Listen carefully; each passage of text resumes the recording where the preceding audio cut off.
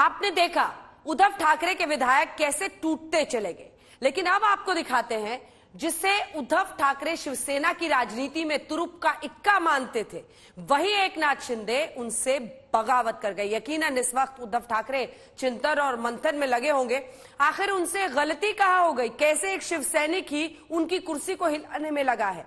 आइए देखते हैं एकनाथ शिंदे पर हमारी ये स्पेशल रिपोर्ट।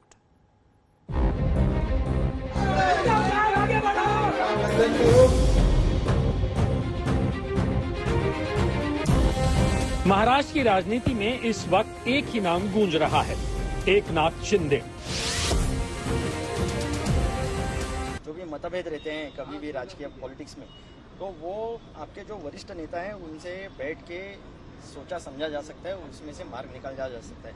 अगर उन्हें कोई भी ऐसी तरीके की परेशानी रहती तो उन्होंने वो सम्मान्य उद्धव साहब के साथ बात करके इसमें से भी कोई हल निकाल पा सकते थे। ऐसा माना जा रहा है कि जो वर्षा पे मीटिंग हुई उसमें ऐसा ऑफर आया है एकनाथ शिंदे की तरफ से कि उनको डेप्यूटी चीफ मिनिस्टर किया जाए, नहीं तो ये बात आगे सरकार के ऊपर धोखा है। तो आप क्या कहना चाहेंगे? नहीं, मुझे यही परेशानी है कि शिवसैनिक ऐसा तैयार हुआ है जो बाला साहब और दिगे साहब के तालीम में तैयार हुआ है, वो कभी खुद के लिए कभी कुछ मांगता नहीं। और ये अगर ऑफर एकनाथ शिंदे जी से आई हुई है तो बहुत ही गलत है, ऐसे मुझे लगता है। ये स्वार्थ कहीं पर दिखाई दे रहा है, ये इस तरीके की भूमिका हो गई। और अब आपको बताते हैं कि एकनाथ शिंदे का बैकग्राउंड क्या है, क्यों अचानक वो उद्धव ठाकरे के लिए टेंशन बन गए, क्यों एकनाथ शिंदे बगावत पर उतर आए। तो सुनिए, 59 साल के एकनाथ शिंदे शिवसेना के कद्दावर नेता और फिलहाल महाराष्ट्र सरकार में नगर विकास मंत्री हैं। 2019 में उद्धव ठाकरे ने शिंदे को विधायक दल का नेता बना दिया था। उस वक्त माना जा रहा था कि शिंदे ही महाराष्ट्र के मुख्यमंत्री बनेंगे। हालांकि एनसीपी और कांग्रेस उद्धव ठाकरे को ही मुख्यमंत्री बनाना चाहते थे। इस तरह शिंदे महाराष्ट्र के मुख्यमंत्री बनते बनते रह गए। पिछले कुछ दिनों से शिंदे शिवसेना से नाराज हैं। एकनाथ शिंदे जी कल शाम से सूरत गए हैं, उनके साथ कुछ एमएलएज है, ये जानकारी सबको है। लेकिन मुझे नहीं लगता कि शिवसैनिक जो होता है वो शिवसेना प्रमुख के खिलाफ जाके कुछ करेगा। उनका प्रयास अगर वैसा है तो भी मुझे लगता है कि उद्धव जी ठाकरे साहब सब एमएलएज को साथ में रखने में कामयाब हो गए। क्या वाकई एकनाथ शिंदे की नाराजगी की वजह महाराष्ट्र का मुख्यमंत्री नहीं बनने पर है? लेकिन एकनाथ शिंदे की नाराजगी की एक और वजह बताई जा रही है, वो है मुंबई से नागपुर के बीच बन रहा समृद्धि महामार्ग प्रोजेक्ट। ये प्रोजेक्ट फडणवीस का ड्रीम प्रोजेक्ट था। प्रोजेक्ट तो फडणवीस ने शिंदे को सौंप रखा था। हालांकि उद्धव सरकार में भी ये प्रोजेक्ट शिंदे के पास ही था, लेकिन इसका श्रेय उन्हें नहीं दिया जा रहा था। वैसे शिंदे शिवसेना के उन नेताओं में शामिल हैं जो कांग्रेस के साथ मिलकर सरकार बनाने के खिलाफ थे। इस खेमे का कहना है कि उद्धव ठाकरे ने सीएम बनने के लिए कांग्रेस से हाथ मिलाकर शिवसेना को काफी नुकसान पहुंचाया है। महाराष्ट्र में मोटे तौर पर शिवसेना को मराठा अस्मिता के लिए काम करने वाली हिंदूवादी पार्टी माना जाता है। पवार की एनसीपी को मराठाओं की पार्टी और कांग्रेस की इमेज मुस्लिम समर्थक होने की है। शिंदे का कहना था कि कांग्रेस की इस इमेज से शिवसेना का वोट बैंक काफी कमजोर पड़ा है। संजय राउत के इस प्रकार से भड़काऊ भाषणों से, जिसको मराठी में कहते हैं कि चुभने वाले बातों से ही ये सारे प्रॉब्लम निर्माण हुए हैं उनकी पार्टी में भी, और लोग इसको बर्दाश्त नहीं करेंगे। इसका उदाहरण एकनाथ शिंदे जी की बगावत है। तो अभी तो क्या संजय राउत जी है, थोड़ा ठीक समझ पोलाइट बात करे हर विषय पर, त्याला आम्ही मराठीत म्हणतो अंगावर जाण्याची आवश्यकता नाही। एकनाथ शिंदे शुरू से ही शिवसेना से जुड़े रहे। पिछली बार हुए चुनाव में उन्होंने ठाणे की पचपाखड़ी विधानसभा सीट से जीत हासिल की थी। शिंदे लगातार 4 बार चुनाव जीत चुके हैं। सबसे पहले 2004, फिर 2009, फिर 2014 और फिर 2019 में विधायक चुने गए। एकनाथ शिंदे को सीएम उद्धव ठाकरे का करीबी माना जाता था। एकनाथ शिंदे सतारा जिले के मराठी समुदाय से आते हैं। कहा जाता है कि कभी एकनाथ शिंदे ऑटो रिक्शा चलाते थे। 80 के दशक में वो शिवसेना से जुड़े। पार्टी में आम कार्यकर्ता के तौर पर शिंदे ने अपना सियासी सफर शुरू किया। एक कट्टर शिवसैनिक के तौर पर अपनी पहचान बनाने वाले शिंदे पार्टी के लिए कई बार जेल भी गए। ठाणे में शिंदे का प्रभाव कुछ ऐसा है कि लोकसभा चुनाव हो या निकाय चुनाव, हमेशा इनका उम्मीदवार ही चुनाव जीतता आया है।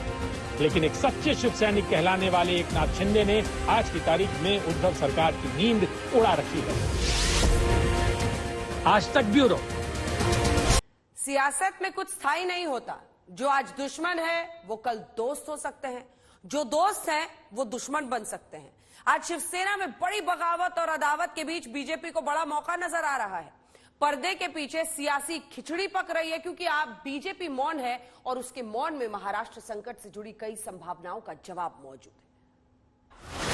महाराष्ट्र के सियासी घटनाक्रम में 3 सबसे बड़े कैरेक्टर हैं। पहला उद्धव ठाकरे, दूसरा एकनाथ शिंदे और तीसरा देवेंद्र फडणवीस।